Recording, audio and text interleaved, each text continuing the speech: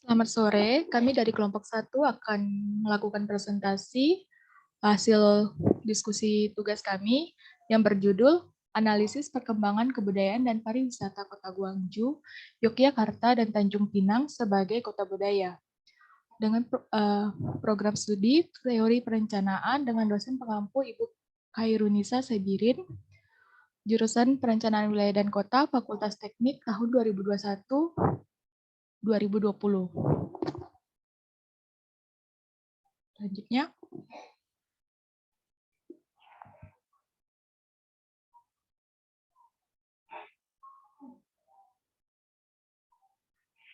dengan anggota kelompok yaitu saya sendiri, lalu ada Novi Ramadanti Hernanda, yang ketiga ada Adventus Tagas Hersi Putra. Yang kami bahas yang pertama adalah gambaran umum, gambaran fungsi, land use planning, housing and urban renewal, transportasi planning, dan ekologi perkotaan.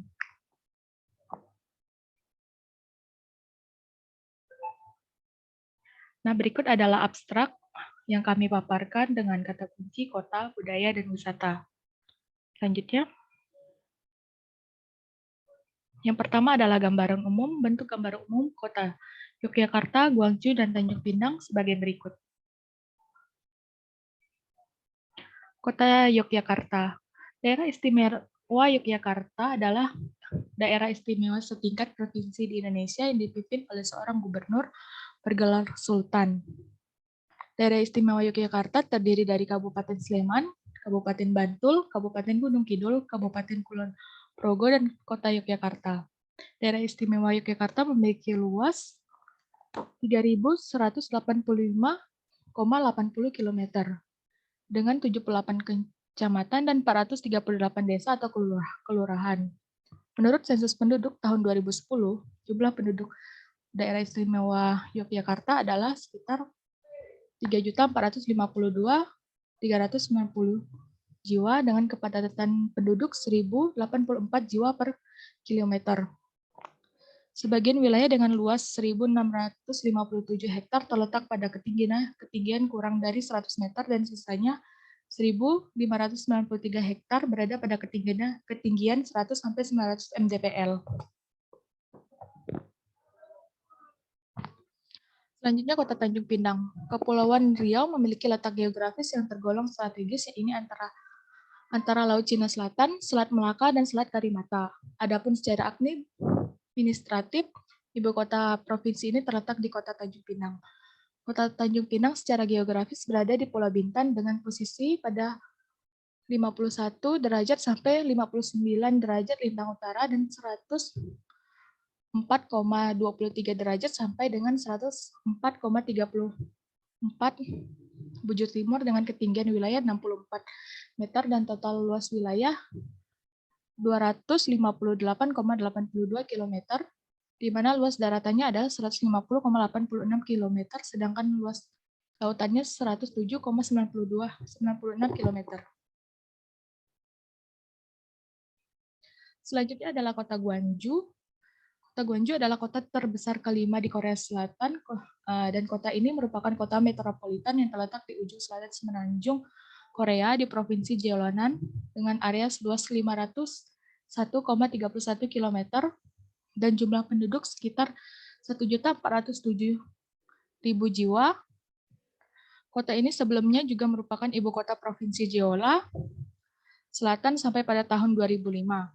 Ketika ibu kota Jeolla Selatan dipindahkan ke Kabupaten Muan, Kota Gwangju awalnya didirikan pada 57 sebelum Masehi.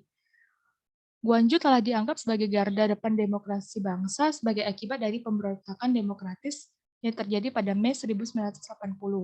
Ketika demonstrasi sipil dipentaskan di kota melawan pemerintahan militer yang baru dilantik yang dipimpin oleh Chun Do-hwan.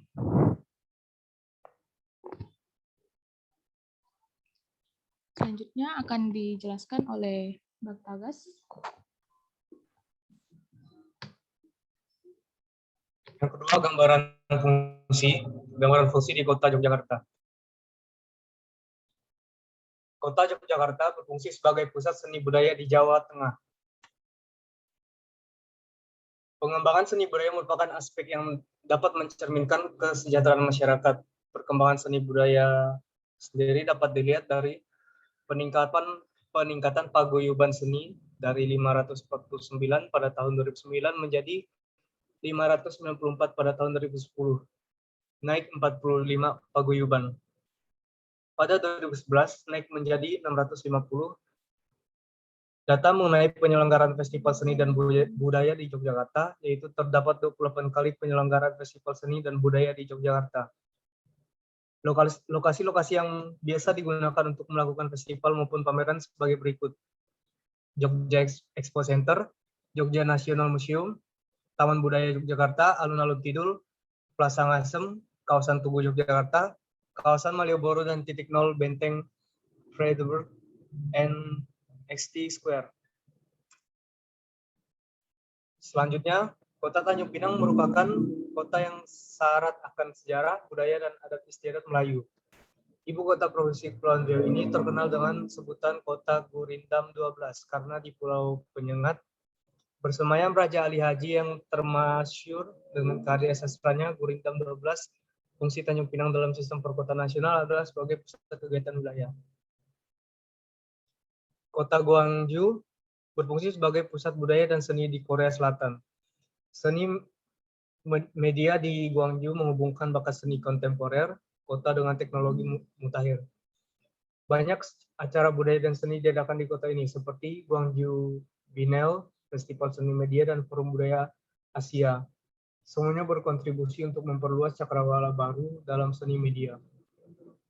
Gwangju terlibat dalam berbagai proyek publik yang mencerminkan nilai artistik seni media dalam kehidupan sehari-hari masyarakat. Inisiatif ini memberikan ruang pengembangan profesional di sektor seni media dan mempromosikan kerjasama antar seniman, misalnya melalui program residensi.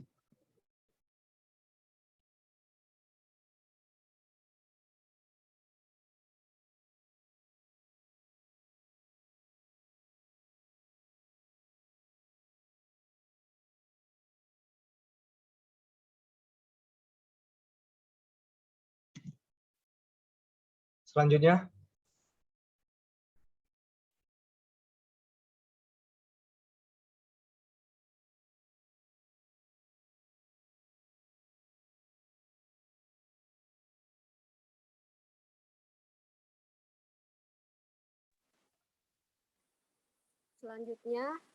konsep land use planning.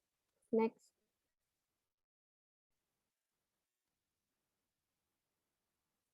Kota Yogyakarta. Kota Yogyakarta sebagai pusat pemerintahan daerah istimewa Yogyakarta adalah bagian tidak terpisahkan dari jejak sejarah dan budaya. Dengan terdapatnya 5 kawasan cagar budaya, yaitu kawasan cagar budaya Keraton, kawasan cagar budaya Malioboro, kawasan cagar budaya Pakualaman, kawasan cagar budaya Kota Baru, dan kawasan cagar budaya Kota Gede. Masing-masing kawasan cagar budaya tersebut mempunyai ciri tata ruang yang khas dan keunikan gaya bangunan.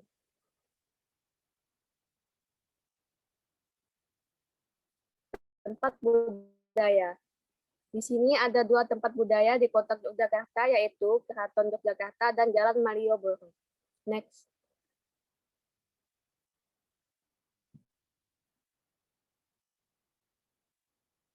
Kota Tanjung Pinang. Kondisi fisik kota Tanjung Pinang sejak adanya pembangunan menunjukkan 7 tahun lalu sudah ada beberapa bangunan pemerintah dan bangunan lainnya. Bangunan pemerintahan ini adalah bangunan utama yang diprioritaskan pembangunannya. Mengingat kegiatan utama yang direncanakan dan diharapkan ada di Tanjung Pinang adalah sebagai wilayah pemerintahan Provinsi Kepulauan Riau. Next. Berikut merupakan destinasi Pulau Tanjung Pinang, yaitu Pulau Penyengat. Selanjutnya.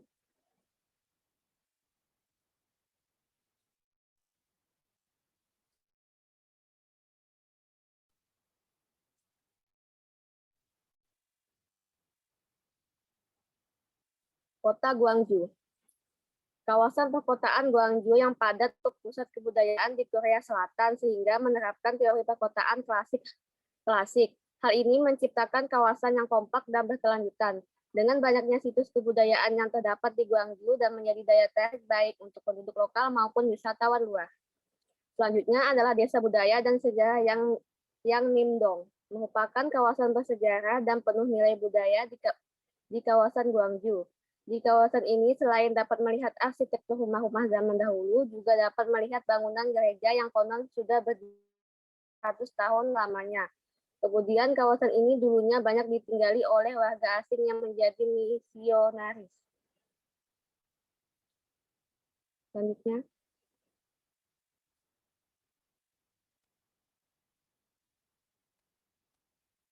konsep housing and urban renewal.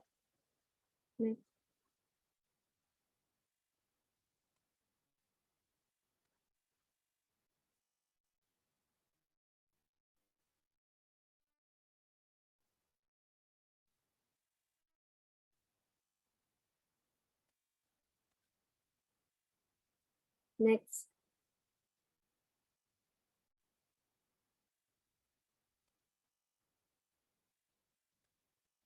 Kota Yogyakarta. Kawasan peruntukan pemukiman di DIY dibagi menjadi dua, yaitu kawasan peruntukan pemukiman perkotaan dan perdesaan. Dalam penyelenggaraan perumahan dan kawasan pemukiman di DIY, beberapa unsur dalam sistem perumahan dan kawasan pemukiman telah dapat dilaksanakan berkala. Pada setiap tahun anggaran dan terdata dengan baik. Kondisi saat ini kawasan kumuh di pendaran Sungai Code di sebagian wilayah Kecamatan Pakualaman dan Danurejan telah tertata lingkungannya, menjadi kawasan yang lebih bersih, sehat, dan nyaman. Kemudian tahapan yang akan dikembangkan mengelola rumah susun sederhana sewa yang sudah ada agar selalu terjaga kebersihannya lingkungan, dan mengembangkan penataan kawasan kumuh di lokasi lain untuk didirikan rumah susun sederhana sewa lagi.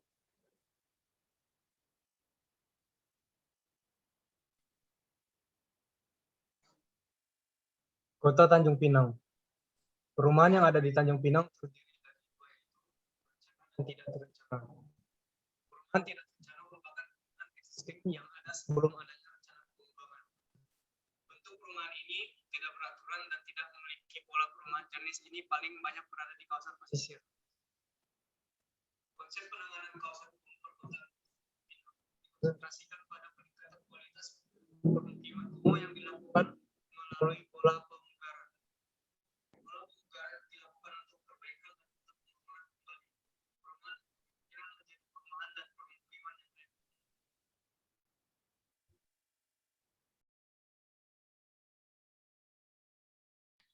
Selanjutnya adalah kota Gwangju. Di kota Gwangju ada 3 tipe utama rumah, yaitu bertingkat tinggi, rumah terpisah, dan rumah petak. Nah, di atas adalah Goshiwon atau Goshital adalah istilah untuk hunian bagi rakyat miskin di Korea Selatan yang sangat sempit dan murah. Ada juga Banjiha atau rumah yang berada di bawah tanah yang merupakan potret kerasnya kehidupan di kota-kota besar di Korea Selatan termasuk di kota Gwangju. Selanjutnya adalah keberadaan Banjiha sendiri sudah cukup lama dan sejarah tempat tinggal di ruang-ruang kecil ini bisa ditarik saat Perang Korea antara Korea Selatan dan Korea Utara.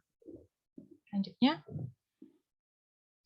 adalah konsep transportasi planning yang akan dijelaskan oleh teman saya, Muti.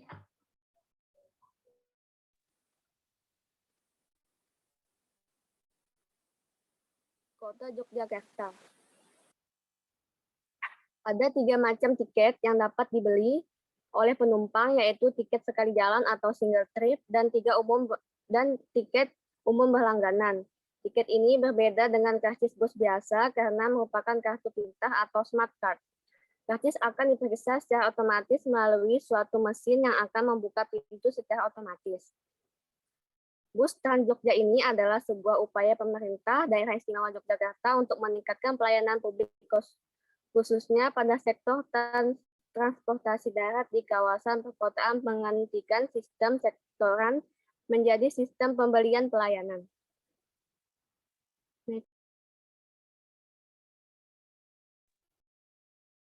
Kota Tanjung Pinang. Pemerintah Kota Tanjung Pinang mengeluarkan kebijakan penerapan proyek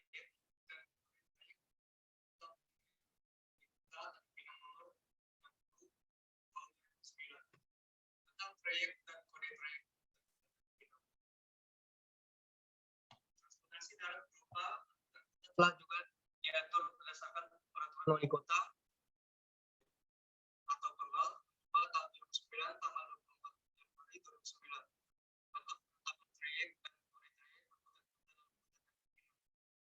pemberian kode trayek ini seharusnya dapat dijalankan oleh para anggota sesuai aturan yang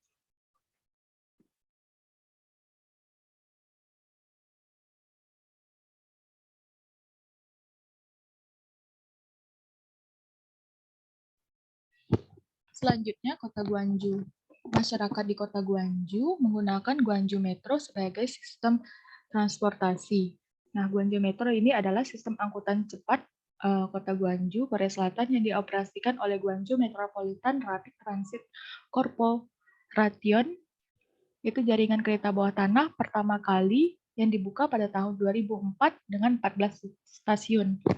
Metro Guangzhou terdiri dari satu jalur yang melayani 20 stasiun operasional dan beroperasi pada rute sepanjang 20,1 km. Guangzhou Metro ini melintasi kedua sungai besar di Guangzhou, yaitu Sungai Yongsan dan Sungai Huairong. Bagian besar sistemnya berada di bawah tanah, kecuali bagian antara Sotoi Nokdong dan Pyeongdong-dosan. Yang berikutnya adalah kartu Timoni yang digunakan untuk mengakses Guangzhou Metro. Selanjutnya,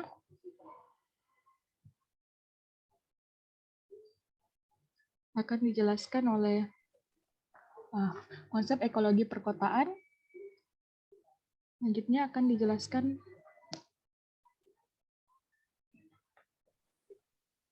oleh Novi.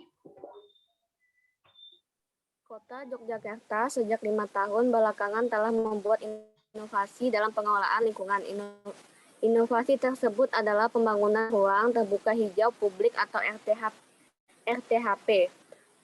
RTHP adalah pengembangan dari penghijauan perkotaan dengan memperhatikan unsur ekologi, estetika, dan sosial demi menciptakan kebermanfaatan yang lebih besar bagi warga.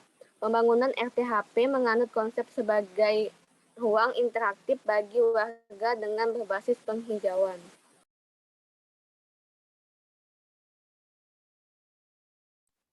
Next. lingkungan hidup pada tahun 2017 mengkaji daya dukung daya tampung atau hidup dan penerapan daya dukung daya tampung telah dilaksanakan pada tahun 2017 sebagai dasar pertimbangan dalam pembangunan dan pengembangan wilayah. Kemudian sebagaimana tahun 2009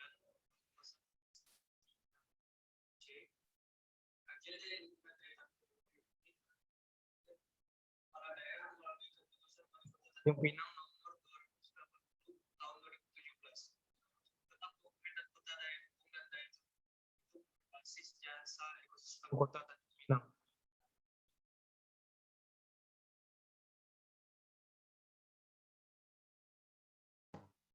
Kota Guangzhou.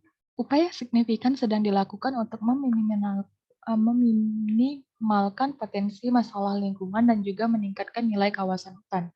Oleh karena itu, sumber daya hutan dipantau secara ketat dan kawasan perlindungan hutan ditetapkan sesuai dengan permasalahan pada tahun 2010. Setelah pembangunan kota yang inovatif, Kota Guangzhou menunjukkan perbedaan yang jelas antara aksesibilitas dan sentralitas berdasarkan wilayah. Sentralitas telah pindah ke daerah selatan Gwangshan-gu dan Namgu, dan aksesibilitas telah meningkat di jalan arteri yang menghubungkan kota inovatif dan Guangzhou. Selanjutnya, kesimpulan. Berdasarkan hasil dari analisis perkembangan kebudayaan dan pariwisata Kota Guangzhou, Yogyakarta, dan Tanjung Pinang sebagai kota budaya, maka dapat kami simpulkan meskipun Kota Yogyakarta, Kota Tanjung Pinang, maupun Kota Guangzhou mendapat julukan yang sama, yaitu sebagai kota budaya, namun masih terdapat perbedaan di antara ketiganya, mulai dari budaya, fasilitas, rumah hunian, hingga transportasi yang biasa digunakan